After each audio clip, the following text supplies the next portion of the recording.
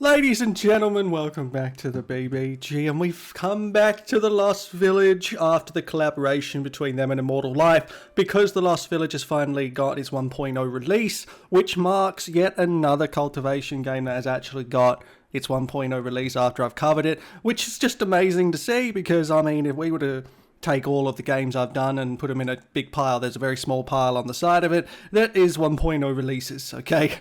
It's a small percentage. But don't forget to subscribe if you haven't already. We're on the way to 11,000 now. And of course, Patreon and YouTube memberships is open now, so come and join that. I love every one of you who are currently signed up, but getting straight into it, I was going to actually go on to my new playthrough here, but that one is so far behind that I can't even begin to describe it. With that being said, I need to start a new one because, unfortunately, this save is now too old, but it is a great example of what you can expect, like, much further into the game, because I've done literally everything. They actually recently added ascension, so, like, you can actually ascend people into the immortal world here, and your sect gets a buff. Like, they disappear, but your sect gets a buff, so that's actually quite cool. I mean, obviously, the other thing I haven't done here is the beast, because the beast came out after I'd finished everything else, but we all know that already. I am so curious about what they're going to do when it comes to the DLCs and the stuff they're planning, because they're planning 3 more DLCs for this, which is super... I mean, it's impressive, frankly. But I kind of wanted to come back to this since the 1.0 release is up, just so I can show people the kind of things that they can expect at super late game. A lot of people wait for 1.0 releases. A lot of people are sick of early access games, and I totally get that. Ha! Look at that scrub. Doesn't even have a flying tool. Oh, look, there's 2. Who are you guys? Okay, that makes sense. You're only chi, condensation, and foundation. That's fair. But this game is based around basically leveling up your disciples and your sect master up to, obviously, the end of their cultivation journey, where they can now ascend. That's a new thing. I still haven't got there yet. Not just yet. We're getting there, though, but it's going to take a while. As you can see, 3k, and it's like 1.3 million to the next level. It's a while away. It's a while away. Anyway, the other major parts of this is really, like, combat. There is a lot of combat in this game. If you watch past videos, you'll know that there is a massive... I mean, I don't want to say Vampire Survivor-esque, but... I mean, it kind of is. Kind of.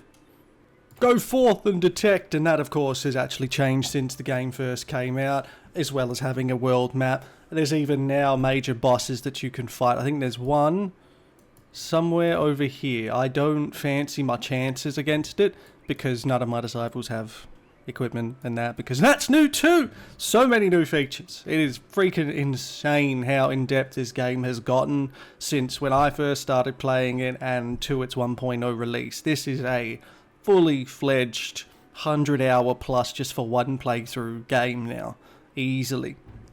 Trial Tower, let's go. So this is the first form of combat that you can expect from the Lost Village. This is incredibly addictive. Like, I'm just saying, especially at super high levels like I'm at, where there is just chaos everywhere. Falling sword, metal type, yeah, no, give me that. I need to give them skills as well. Thunderbolt. Everyone gets Thunderbolt or Lightning Chain. One of the two. They are just better. Now, this is one of the more basic fights, I'm not going to lie. You see at the top left there, it says 4,000 enemies. That seems like a lot, but it gets really hectic really quickly if you're at all familiar with these kinds of survival games. You know, Vampire Survivor and the countless other clones that have spawned since that game.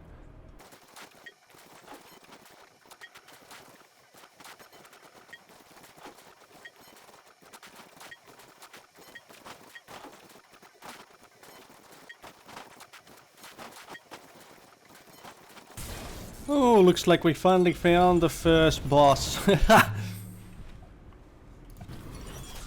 As I said, it gets more hectic. I was not lying.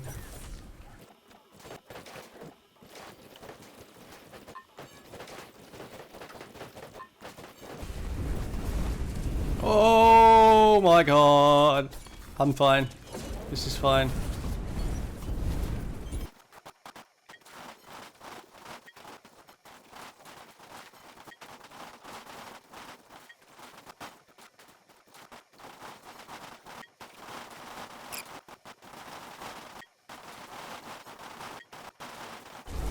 Oh, sweet God, there's 2 bosses now. Well, that's not good.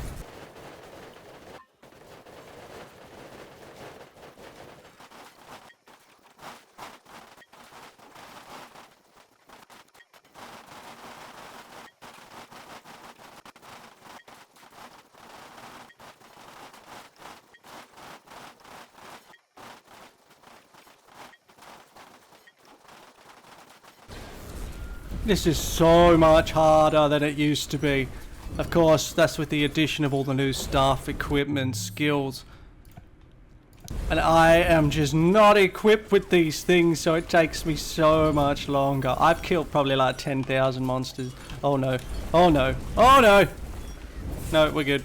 I win. I win, surely. Oh my God. That was tough. Although I did get a bunch of purple. I literally have no weapons since all the new content was added, so all of these are useful to me. That's hilarious. 34 million damage dealt. Don't even worry about it. Jesus. Now, to be fair, that's an extremely, extremely high level version of what you face when you first start the game. This particular save is just at the end of it, so it takes me way too long to do it. Now, the next kind of combat you can expect is literally in the dungeons. You have to go through dungeons, work your way through them. You have to go through a lot. Again, this is like a very, very high level version of what you'd face when you first start the game. But it is very different to the previous thing in that this requires a bit more thinking. You have to actually put down rooms that you loot in order to do certain things, whether that's upgrade skills, get equipment, something like that. And both of these things give you completely different equipment and bonuses, basically, by the time you get back to the Sect with your guys. All of it gives your guys XP, just, you know, don't die, because that costs lifespan, and lifespan's important for everybody other than your Sect member. Sect leader, I should say. Now, in general, it's just super easy to die in this version of the combat system. It's so much harder than just the Vampire Survivor-esque type stuff. So much harder, you really have to think about it. Especially when it comes to the placement of your skills that gives your guys stats. But you'll find that out for yourselves. They've streamlined the UI, they've added tournaments, they've added worldwide auctions, the ascension mechanic. It's really surprising to me to see this game come this far, because again, not many leave early access. That's just the sad fact of this genre, and many games at large, to be fair. There's not even enough time for me to show you like everything to do with this game in one video, otherwise the video would be like 6 hours long. That's not even a joke. Like most of the systems that are in this game I showcased in the series that you can find on my channel. That's a full run through the entire game, full playthrough. These developers love this game and it shows. I'm not even gonna lie. This is probably the game to play before you start playing Amazing Cultivation Simulator. If I had to put it really simply, this then Amazing Cultivation Simulator, because the learning curve is much less steep. This game is much easier to pick up and it is extremely enjoyable. It manages to combine Sect management with the building simulation side of it, as well as working on your own disciples and actually like cultivating them through to immortality. It feels good seeing your guys cultivate, getting stronger. I would start a new run through on this, but it would just take too long. Like, this is, as I said earlier, this is at least 100 plus hours playthrough now, start to finish, with finish being like a question mark, since you can ascend people now and you get a buff. So really, you could just keep going, keep going. You can make a 10,000-year-old sect if you really wanted to. You'd have none of your original people, except maybe your sect leader, unless you ascended him too. I mean, why not? But I'm so happy it's in 1.0 release. That's what I like to see. This genre is vastly underestimated over in the West in terms of interest. It really is, and that's always been a source of great sadness for me. So every time a 1.0 releases in this genre, I'm all the fuck over it, mostly because I probably played it before. So there is that. But with that said, I hope you enjoy it. I hope you enjoy this 1.0 release. It deserves all the love it gets. It really does. But I just wanted to show the combat because that's really the thing people are most interested in when it comes to the action side of the genre like this, aside from the actual like Sect management and building side. But damn, yeah, alright, I'm done. I'm done gushing. Don't forget to subscribe if you haven't already. Go and get the game, it's on sale. At the very least, if you enjoyed Amazing Cultivation Simulator, I know you're going to love this. But alright, I'm done. Have a great day.